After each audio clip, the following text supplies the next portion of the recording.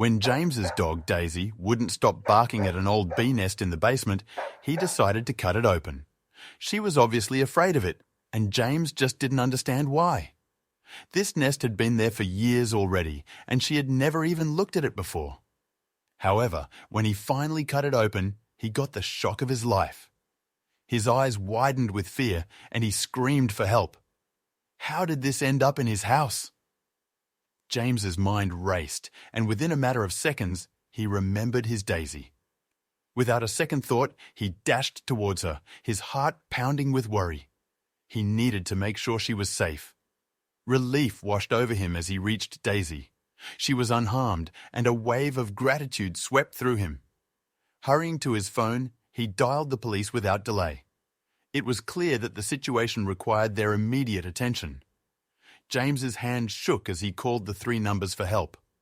He sounded truly worried as he told the officer on the phone about the emergency. Every word he said showed how concerned he was. His heart raced with fear and hope. He waited nervously for the officer on the other end to answer. Police finally arrived, but James was still completely in shock by what he had found. He couldn't believe it. Daisy had been right to warn him since the beginning. It didn't take long before even the police understood the situation and called for backup. But what had James found in the nest? Why did it scare him so much, and why did he scream for help? James looked up from his newspaper as he heard his dog, Daisy, barking.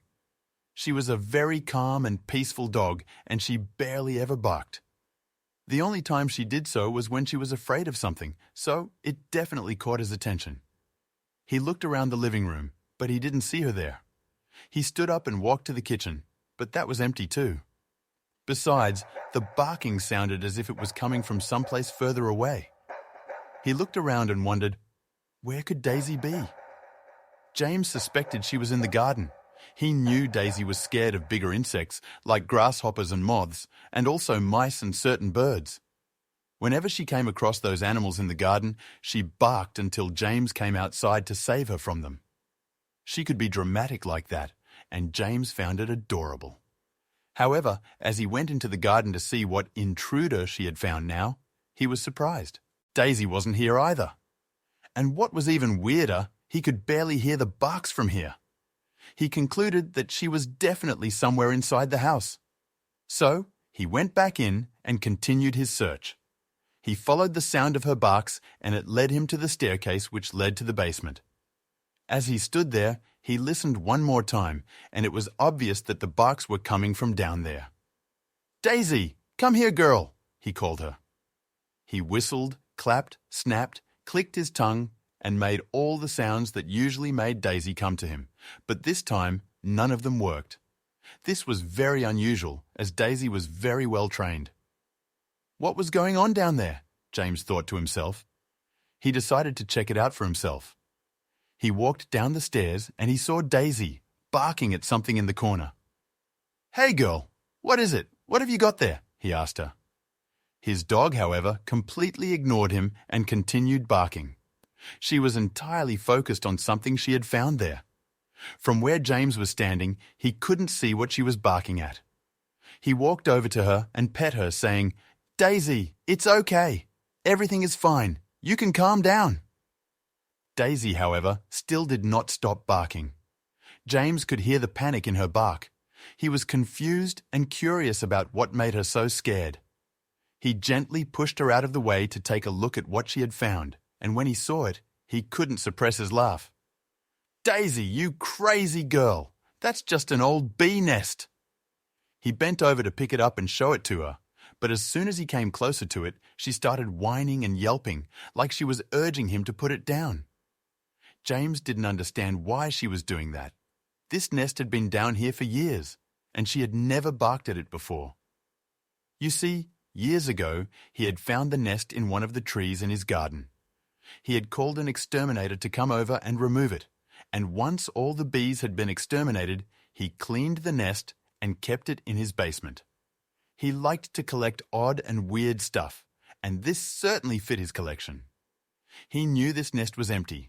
It had been for years, and he thought Daisy was just being silly, barking at it to get his attention. He had been reading the newspaper the entire day, after all, and had ignored her repeated attempts to convince him to come out into the garden and play with her. So, it only made sense that she would do something so dramatic to get his attention. It wasn't unlike Daisy. "Okay then, I'll go play with you. Go get the ball. Where's the ball?" he said to her, finally giving in. He waited for her to stop barking and look at him with a wiggling tail. But that didn't happen. "Ball! Daisy, get the ball!" he tried again. And this time, it seemed to work. She fell silent for a moment and looked at him, but her tail was still tucked between her back legs. And before he knew it, she started barking again. After begging him to play catch all morning, she had no interest in playing. This was weird. James could see that she was really scared, and he felt bad for her. He thought the best way to show Daisy that she did not need to worry was to let her look inside it. He was going to cut this nest open. He picked it up, ignoring her yelps of panic and warning, and he placed it on his working desk. He carefully sought out a garden knife and put on some gloves before getting at it. He closely examined the nest and determined that there was nothing unusual about it. It looked exactly the same as all those years ago, after he exterminated the bees that had been living inside it. And there weren't any new bees living inside the nest. He was sure of that. Inside, it were probably still some residues of the chemicals that had been used for the extermination, and besides, he had never seen a bee inside the attic, or even anywhere in his house. So, he felt confident that cutting it open was the right thing to do. He took his knife and started carefully cutting into the nest, still completely unaware of what was about to happen. Poor Daisy did have a feeling, though, and she didn't stop barking at James for even a second. Over time, the nest had really dried out and solidified, so it was quite hard now. James had to use a lot of force to cut it open, and it was all going very slowly. He was making progress, though, even if it was slow, and he was almost halfway when Daisy interrupted him. She had been watching James the whole time, still barking, but from a distance. Now, her barks suddenly sounded angry, and she had come closer to James, pushing her head against his legs. "It's okay, Daisy. I'm just doing this to show you don't have to be afraid. Everything is fine." However, Daisy was not satisfied with this. She started growling now, and she even bit James's trouser leg, gripping the fabric tightly between her teeth and trying to pull him away from the table. "Whoa, Daisy, what is going on?" She never became aggressive, not to humans or other animals.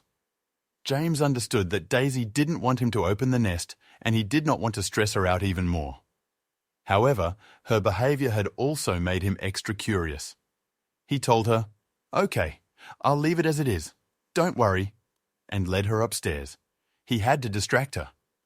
"It's time for lunch," he said, while he poured some food into her bowl.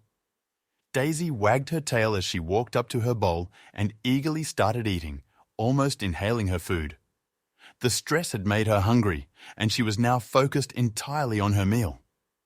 James used this perfect opportunity to back into the basement without Daisy noticing.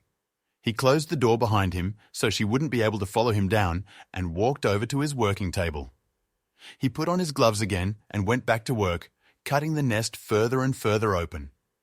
Not much later, he finally cut the nest in half. He sighed, relieved that he was finally done, and excited to take a look at what he would find inside it.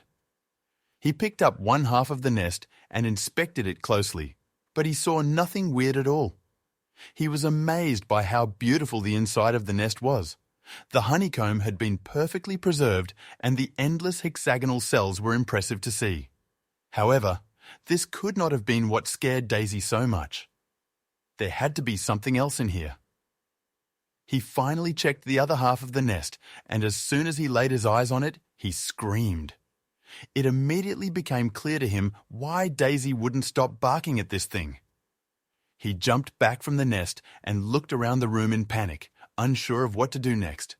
He didn't want to touch that nest again, but he also couldn't just leave it there. He realized he needed help, and out of sheer panic, he dialed 911. His knees were shaking as he waited for the dispatcher to pick up the phone, and seconds later he heard a woman say, "911, what's your emergency?" James explained what he had found in his basement and asked for the police to be sent over to his house immediately. The woman on the other end of the line replied that she was sending a team of officers to his address right away, and they should arrive soon.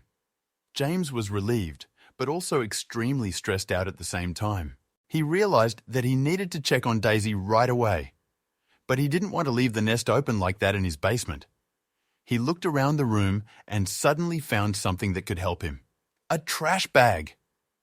He carefully got closer to the nest and managed to put one half of it inside the bag, which he then tied shut so nothing could get in or out. This should do it for now, he thought to himself. Then he ran up the stairs to check on Daisy. She was waiting for him by the door. Once she had realized that he had gone into the basement again, she hadn't stopped whining. Now that James was back, she wouldn't stop licking his face and jumping on him. She seemed really happy to see him again, but James was still very worried. "I'm sorry, Daisy. I should have known what you were trying to tell me," he sighed. He desperately wanted to go back into the basement to keep an eye on that nest, but under no circumstance would he let Daisy be in the same room as that thing.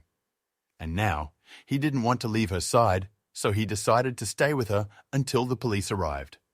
Minutes later, he finally heard a car on the driveway outside of his house, and he looked out of the window, relieved to see that it was a police car. 2 officers got out and quickly rang the doorbell, but James was already on his way to the door. The sooner he could take the officers into the basement, the better.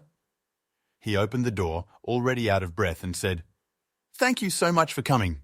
Please come in," letting the officers inside his home. They followed him right to the basement door, where James came to a halt and turned around to look at them. "This is it," he said. "Let me lock Daisy away first, and then we can make our way downstairs." He lured Daisy into the kitchen with a toy and closed the door, locking her inside to keep her safe from the horror in his basement. "I'm sorry, Daisy, but it's better this way, trust me."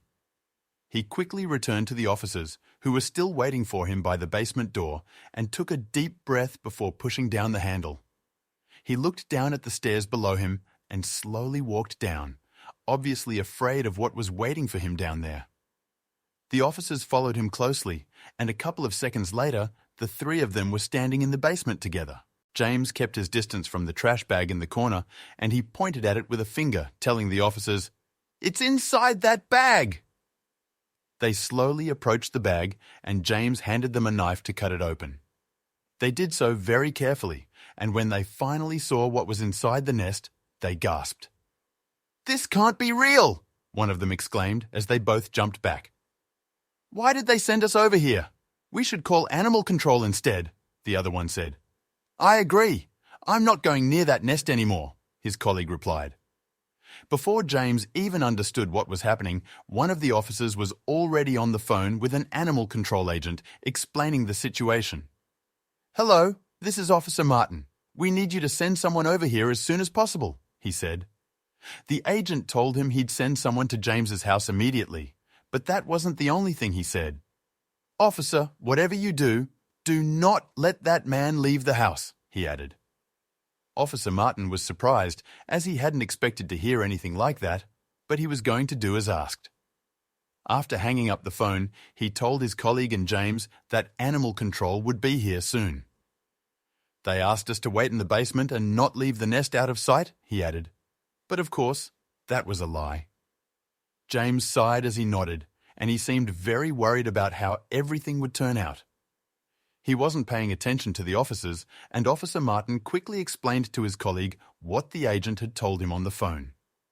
"We cannot let him leave," he hissed. Luckily, his colleague understood what he was trying to say without many words. Their job was very easy because James was making no attempt to leave the basement, but that was probably because he didn't even know that animal control wanted to speak with him. However, he would find out soon enough. Minutes later, the doorbell rang again, and Daisy started howling. James wanted to go upstairs to open the door, but Officer Martin quickly intervened. "It's all right. "I will get it this time," he said, as he pushed his way past James and ran up the stairs. James and the other officer heard him greet the animal control officer upstairs and patiently waited for them to come down the stairs and finally enter the basement. "Follow me, right through here," Officer Martin said, and a few seconds later he appeared on the doorstep again. He was followed by a guy dressed in an animal control uniform who introduced himself as Tim. "Well, let's see what is going on here. Where is the nest you were talking about?" he asked. James showed it to him, and Tim approached it, not seeming afraid of what he might find inside at all. As soon as he laid eyes on it, he turned to James and exclaimed, "What is going on here? Where did you get this?" Everybody else was shocked. They had not seen this coming. Tim seemed truly upset, but James didn't understand what he meant. What do you mean? He stammered. "I mean it. This cannot simply have appeared in your basement out of nowhere, can it? You need to tell me right now," Tim replied. James tried to explain everything calmly and thought it was a misunderstanding, but Tim wouldn't hear it. "Officers, please cuff this man and take him to the police station for interrogation. Now," he said. The officers were surprised by his sudden change in behavior, but they did as he asked. James tried to squirm his way out of their grip, but he failed. Minutes later, he found himself in the back of the police car. He had no idea what was going on. He hadn't done anything wrong. He just hoped the officers would believe him when he told them the truth. He was going to do his best to convince them anyway. When they arrived at the police station, James was brought to an interrogation room. He was told to wait there until the officers arrived, but he thought to himself, "Of course, I'll wait here. Where else can I go?" He was getting more and more nervous. What was going on? When an officer finally entered the interrogation room, it became clear that James was in a lot of trouble. The officer had spoken to animal control, and if their suspicions proved to be correct, James could be locked up in jail for many, many years. This all came as a huge shock to him. In the following hours, James was asked many questions about that thing in his basement, and he answered them all truthfully.